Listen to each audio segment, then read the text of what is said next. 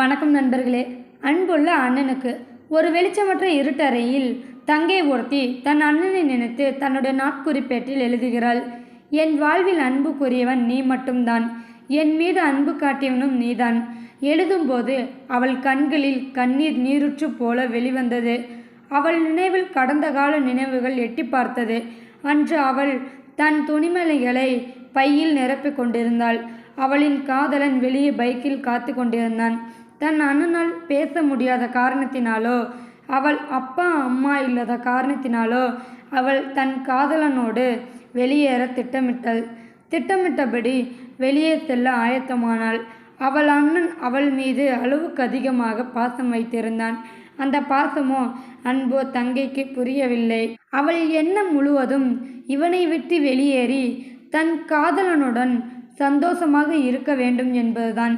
அவள் அண்ணனோ அவள் கையை பிடித்து கொண்டு செல்லாதே என்று தன் சைகை மொழியில் கூறியதையும் கண்டுகொள்ளாமல் அவனை கீழே தள்ளிவிட்டு சென்றாள்.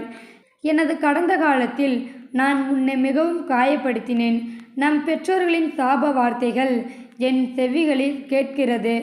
அவள் அண்ணனுக்கு அவள் வாசலை விட்டு வெளியே தாண்டியதும் அவன் எண்ணம் தவறாக தோன்றியது. அவள் பைக்கில் ஏறிவிட்டு அவனுடன் சிட்டாக பறந்துவிட்டாள்.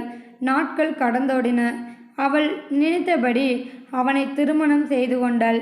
ஆனால் நினைத்தபடி அவள் வாழ்க்கை அமையவில்லை. அவள் கணவன் அவளை தினமும் துன்புறுத்தி வந்தான்.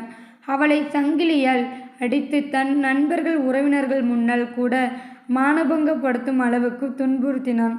அப்போதுதான் அவள் உணர்ந்தாள். கடந்த காலத்தில் செய்தவற்றை அப்போது ஒரு முடிவு எடுத்தாள். இங்கிருந்து எப்படியாவது தப்பித்து தன் அண்ணனிடம் சென்றுவிட வேண்டும் என்று. எப்படியோ யாரும் இல்லாத போது கொண்டு வந்த பணத்தை எடுத்துக்கொண்டு அங்கிருந்து புறப்பட்டாள். 8 மணி நேர பயணத்திற்கு அப்புறம் தன் வீட்டை அடைந்தாள். ஆனால் வீடு பூட்டியிருந்தது. நுழைவு கதவு முழுவதும் நூலாம்படைகள் சூழ்ந்து தூசு படிந்து காணப்பட்டது. அதில் ஒரு காகிதம் இருந்தது. அதனை பிரித்து படித்தாள். அப்போதுதான் தெரிந்தது, அவள் சென்ற சில நாட்களில் மன உளைச்சலுக்கு ஆளாகிதான் தற்கொலை செய்து கொண்டான் என்று.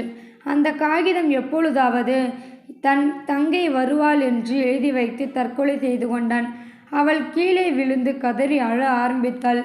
சில கணங்களில் அவள் மயக்கமடைந்தாள். நான் உனக்கு நல்ல தங்கையாக இல்லை அண்ணா. ஆனால் நீ என் தந்தை, தாய், அண்ணன், தங்கை, அக்கா எல்லாமே நீ வரும் வரை உனக்காக காத்திருப்பேன். உன்னை மிகவும் நேசிக்கும் உன் தங்கை. இந்த வீடியோவில் கருத்து உங்களுக்கு கண்டிப்பாக பிடிச்சிருக்கும். பிடிச்சிருந்தால் லைக் பண்ணுங்கள், ஷேர் பண்ணுங்கள், கமெண்ட் பண்ணுங்கள். Thank you friend.